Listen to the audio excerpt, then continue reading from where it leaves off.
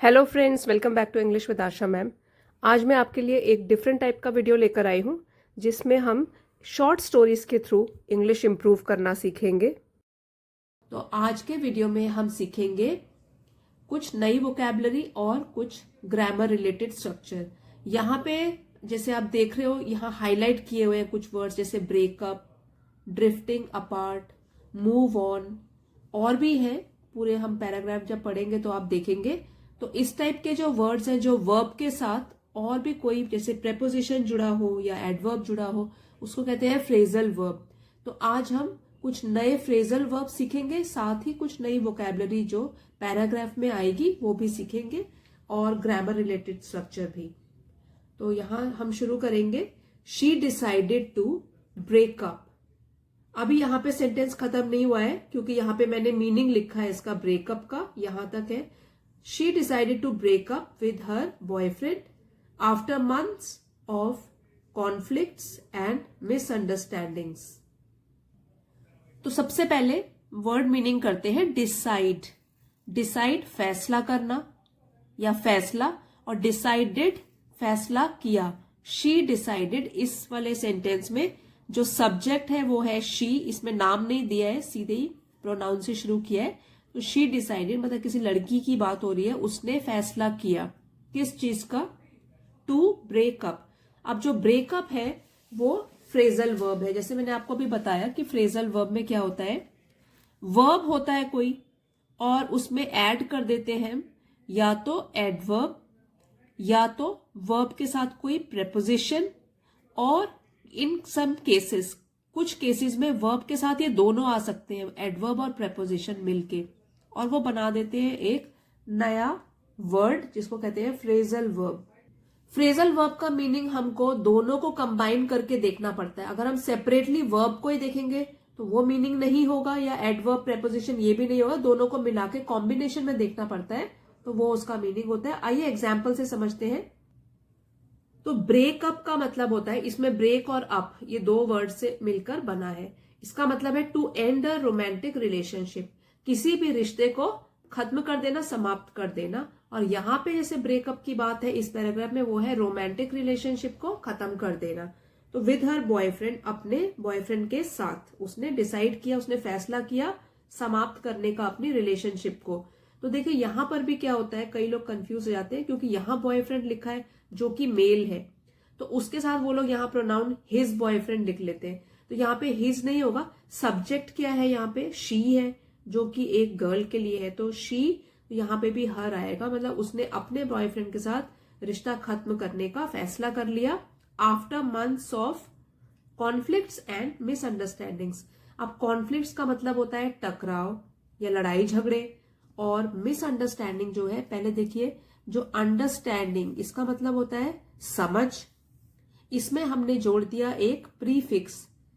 तो प्रीफिक्स जैसे आपने और वर्ड्स में भी देखा होगा, जो वर्ड का बिल्कुल ऑपोजिट मीनिंग बना देते हैं उनको बोलते हैं प्रीफिक्स। वर्ड से पहले जुड़ जाते हैं और जो बेस वर्ड होता है उसका मीनिंग बिल्कुल चेंज हो जाता है। इन, यू, एन, अन, फिर डिस, DIS, जैसे एडवांटेजेस, डिसएडवांटेजेस। तो डिस जो है वो क्या है, प्रीफिक्स है। यहाँ पे मिस जो है MIS वो भी एक प्रीफिक्स है, वो जैसे यहाँ पे जुड़ गया तो इसका मीनिंग बिल्कुल ऑपोजिट हो गया, अंडरस्टैंडिंग मिसअंडरस्टैंडिंग। मिसअंडरस्टैंडिंग मीन्स गलत फहमी। और भी वर्ड्स देखिए जैसे यूज, तो उसमें मिस जोड़ दिया, मिस यूज। तो इस तरीके से आप भी कुछ सोचिए, कमेंट में लिख के बता सकते हैं अगर आपको कोई ध्यान में आ रहे हैं कुछ वर्ड्स विद द प्रीफिक्स। तो अब इसको पूरा सेंटेंस पढ़ेंगे। She decided to break up with her boyfriend, उसने फैसला किया रिश्ता समाप्त करने का अपने बॉयफ्रेंड के साथ after months of conflicts and misunderstandings, महीनों के टकराव और गलतफहमी के बाद, आफ्टर के बाद उसने फैसला किया अपने रिश्ते को समाप्त करने का। इतना आपको समझ आ गया होगा।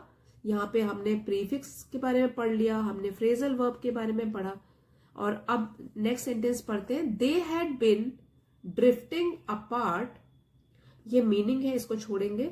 Drifting apart for a while, तो यहां तक पहले करेंगे। तो ड्रिफ्टिंग अपार्ट, तो ड्रिफ्ट वर्ड से बना है। ड्रिफ्ट इसमें वर्ब है, आईएनजी ऐड हो गया है। तो अपार्ट मतलब अलग होना और ड्रिफ्ट दूरी, तो दूरी पैदा हो जाना। वैसे यहां लिखा हुआ है टू ग्रेजुअली ग्रो डिस्टेंट और lose the closeness and connection in a relationship. Drifting apart का मीनिंग है कि धीरे धीरे करके नजदीकियां खत्म हो जाना और दूरियां बढ़ जाना। तो ये है they had been drifting apart for a while.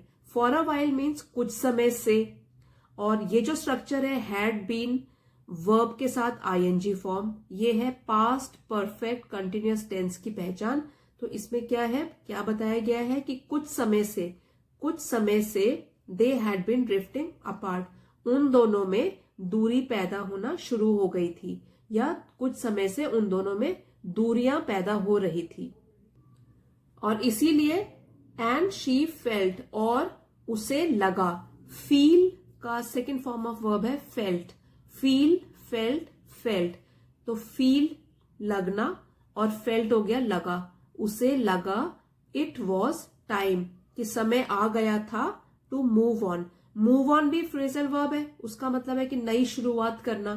To leave behind और make a fresh start, often in the context of relationship. तो रिश्तों के लिए ये ज्यादातर यूज किया जाता है मूव ऑन, की नई शुरुआत करना, किसी रिश्ते की नई शुरुआत करना और बीती बातों को भूलना, मतलब मूव ऑन, नई शुरुआत करना लाइफ में।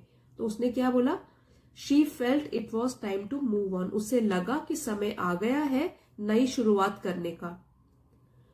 She hoped that bye ending the relationship both of them could start over.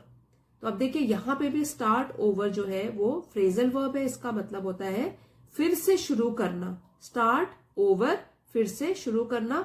To begin again और initiate a new phase in life and find happiness elsewhere, मतलब अपनी जिंदगी में एक नई शुरुआत लाना और खुशियां कहीं और ढूंढना। अगर कहीं खुशी नहीं मिल रही है तो चलो मूव ऑन इन लाइफ, ताकि आपको क्या पता खुशी कहीं और मिल जाए। तो ये इसका मीनिंग है स्टार्ट ओवर, कि फिर से शुरू करना। अब यहां पे इस पैराग्राफ के कॉन्टेक्स्ट में क्या है, she hoped that bye ending the relationship, उसे आशा थी कि बाय एंडिंग द रिलेशनशिप, इस रिलेशनशिप, इस रिश्ते को तोड़ने से both of them could start over. Both of them, उन दोनों जो है वो दोनों फिर से शुरुआत कर सकते हैं। कुड है इसलिए, तो फिर से नई शुरुआत कर सकते हैं अपनी अपनी जिंदगी की, और कहीं और खुशियां ढूंढ सकते हैं। Breaking up was never easy. तो ब्रेकिंग अप हमने शुरू की लाइन में पढ़ा था कि समाप्त करना किसी रिश्ते को। तो breaking up was never easy, कभी भी आसान नहीं था। नेवर, कभी भी आसान नहीं था। बट शी न्यू, लेकिन उसे न्यू, नो का सेकेंड फॉर्म ऑफ वर्ब है न्यू, उसे पता था। It was the right decision, कि यह था एक सही फैसला। For their wellbeing, wellbeing means भलाई। The state of being comfortable, healthy और हैप्पी, जिसमें कि सब लोग खुश रहे, स्वस्थ रहे। तो उसके लिए है कि आराम से रहे। यही एक सही फैसला था अगर उनको अपनी भलाई देखनी है तो। She knew it was the right decision for their wellbeing, wellbeing means भलाई। ये तो हमने जो फर्स्ट पैराग्राफ लिया वो फिनिश हुआ है। इसमें हमने कुछ फ्रेजल वर्ब्स पढ़े हैं, जैसे कि ब्रेकअप, ड्रिफ्ट अपार्ट। तो ड्रिफ्ट तो मेन वर्ब हो गया, उसमें ड्रिफ्टेड अपार्ट भी बोल सकते हैं, ड्रिफ्टिंग अपार्ट भी बोल सकते हैं। तो पास्ट टेंस बना सकते हैं वर्ब का, आईएनजी फॉर्म लगा सकते हैं। जैसे कि मूव ऑन है तो ये मूविंग ऑन हो सकता है, ये मूव्ड ऑन हो सकता है, पास्ट टेंस बना सकते हैं। ये हमारा सेकेंड पैराग्राफ है, ये बिल्कुल अलग टॉपिक के ऊपर है। इसमें भी हम सीखेंगे कुछ नए ग्रामर स्ट्रक्चर और फ्रेजल वर्ब्स और नई vocabulary. He needed to calm down. Calm down, देखिए काम जो है वर्ब है और डाउन हो गया प्रेपोजिशन और एडवर्ब दोनों की तरह यूज हो सकता है ये, तो सेंटेंस पे डिपेंड करता है। लेकिन यहां पे हम बोलेंगे calm down means to become less agitated और अपसेट, या टू रिलैक्स, शांत हो जाना। लेस एजिटेटेड मतलब गुस्सा कम हो जाना या शांत हो जाना। He needed to calm down, उसे जरूरत थी शांत होने की।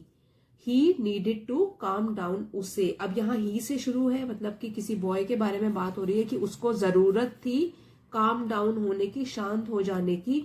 After the intense argument with his friend. तो आफ्टर हो गया बाद, और इंटेंस आर्ग्यूमेंट, आर्ग्यूमेंट मीन्स बहस। कैसी बहस थी वो? इंटेंस, मतलब बहुत ही तीखी बहस थी। तो इंटेंस, गहरी तीखी बहस विद हिज फ्रेंड, अपने दोस्त के साथ। तो अपने दोस्त के साथ एक बहुत ही गहरी बहस के बाद उसे जरूरत थी शांत होने की। He needed to calm down after the intense argument with his friend. Next है, so he decided to step out for a walk to clear his head.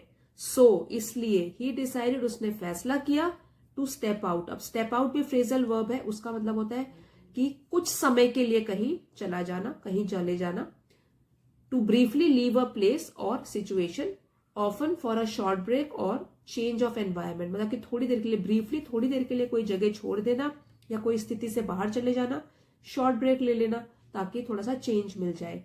तो उसने क्या फैसला किया? To step out for a walk, कि वो walk के लिए चले जाए थोड़ी देर के लिए। टू क्लियर हिज हेड, तो अपने दिमाग को थोड़ा क्लियर करने के लिए, क्योंकि यहाँ बहुत बड़ी बहस हो गई थी उसकी अपने दोस्त के साथ, तो इसलिए अपने दिमाग को थोड़ा हल्का करने के लिए, खाली करने के लिए वो वॉक करने के लिए जाने का उसने सोचा, ही डिसाइडेड।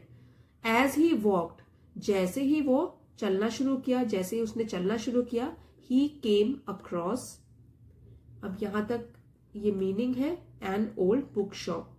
अब देखिए, केम अक्रॉस ये भी फ्रेजल वर्ब है, इसका मतलब होता है अचानक कोई चीज मिलना या अचानक किसी चीज से मुलाकात होना। तो यहाँ है कम अक्रॉस भी बोल सकते हैं इसको, यहाँ पे पास्ट टेंस में है क्योंकि स्टोरी, तो यहाँ केम अक्रॉस है कि अचानक उसकी मुलाकात हुई, अचानक उसे मिला क्या? एन ओल्ड बुक शॉप, यानी एक किताबों की दुकान। तो केम अक्रॉस का इंग्लिश में मीनिंग लिखा है एनकाउंटर और फाइंड समथिंग अनएक्सपेक्टेडली, जिसके बारे में हमने एक्सपेक्ट नहीं किया था, वो चीज अचानक से मिल जाना। उसको क्या मिल गया? एक पुरानी किताबों की shop. And couldn't help, that means उससे रुका नहीं गया, और उसने क्या किया? पिक अ नॉवल अप, एक चीज, पिकअप का मतलब होता है कुछ चीज लेना, वैसे इसको पिकअप का मतलब ये भी होता है किसी चीज में सुधार आना, लेकिन इस कॉन्टेक्स्ट में है कुछ लेना, उठाना। तो उसने पिकअप मतलब उसने एक नॉवल ले ली। टू अक्वायर और take something, in this context it is a book, मतलब यहाँ पे क्या है? उसने एक बुक ले ली। The story took him in, अब टुक हिम इन ये भी क्या है? एक फ्रेजल वर्ब, इसका मतलब होता है पूरी तरीके से अपने में डुबा देना। टुक हिम इन, वैसे टेक इन भी हो सकता है, यहाँ पे क्या है? पास्ट टेंस में यूज किया गया है इस वर्ब को, took him in. To become absorbed और engrossed in something like a story और अ नैरेटिव, मतलब कि बिल्कुल ही डूब जाना किसी किताब में, उसमें इतनी अच्छी कहानी हो कि हम बिल्कुल खो गए उसमें। तो यहाँ भी एक स्टोरी जो थी उस बुक की कहानी, उसने उसको पूरी तरीके से अपने में डुबा दिया। And he ended up reading it cover to cover, ended up भी फ्रेजल वर्ब है, यहाँ हाईलाइट करना भूल गई। एंडेड अप मतलब जो पहले से प्लान न हो वहां पहुंचना। तो एंडेड अप मतलब पहले तो उसने प्लान नहीं किया था कि मैं बुक लूंगा, वो तो उसको अचानक से एक बुक शॉप मिली, तो ही एंडेड अप रीडिंग इट, तो उसने क्या किया? पढ़ना शुरू किया। एंडेड अप रीडिंग इट, पूरा का पूरा फिनिश कर दिया। कवर टू कवर मतलब शुरू के कवर से लेकर लास्ट के पेज तक, पूरा शुरू से अंत तक। तो उस बुक को उसने पूरा पढ़ के ही छोड़ा। Completely absorbed in the narrative, completely absorb मतलब बिल्कुल ही वो डूब गया था उसमें। एब्सॉर्ब डूब जाना, कितना डूब जाना? कंप्लीटली पूरी तरीके से डूब जाना इन द नैरेटिव। और नैरेटिव का मतलब होता है कहानी, जो भी कहानी पढ़ रहा है उसकी जो भी घटनाएं हैं वो नैरेटिव है, उसमें कंप्लीटली वो क्या हो गया था? डूब गया था, और इसलिए उसको पता भी नहीं चला और उसने पूरी बुक पढ़ ली शुरू से लेकर अंत तक। तो इसमें भी हमने इस वाले जो पैराग्राफ में हमने कुछ फ्रेजल वर्ब सीखे, जैसे कि काम डाउन, फिर है स्टेप आउट, कम अक्रॉस या केम अक्रॉस। वर्ब की फॉर्म चेंज हो सकती है तो मीनिंग सेम रहता है, बस प्रेजेंट टेंस पास्ट टेंस ये हो सकता है change. Pick up, picked up भी हो सकता है अगर पास्ट टेंस का बताना है तो। और है टुक हिम इन, एंडेड अप। और इसके अलावा भी कुछ हमने जो न्यू चीजें सीखी यहाँ पे, ये वोकैबुलरी है, ये भी आपको क्लियरली पता लग गई होगी इसकी। आप भी इन फ्रेजल वर्ब्स को नोट डाउन कर सकते हैं और अपने हिसाब से फिर सेंटेंसेस बना के इनकी प्रैक्टिस कर सकते हो। और बोलते time day to day conversation में तो ये यूज आते ही है। प्लीज काम डाउन, जैसे हम बोल सकते हैं I was going to the park and I came across my friend. तो जिस तरीके से आप रोज इसको कन्वर्सेशन में यूज करोगे तो स्पोकन इंग्लिश भी आपकी सुधरने लग जाएगी। I picked up a novel, ठीक है, तो इसके I stepped out of my house. तो आप डेली यूज में भी ये वाले सेंटेंसेस बना सकते हो। तो आई होप आपको ये वाला वीडियो भी पसंद आया होगा, जरूर आपने कुछ ना कुछ सीखा होगा। पसंद आया है please don't forget to like, share and subscribe. See you next time. Thank you for watching.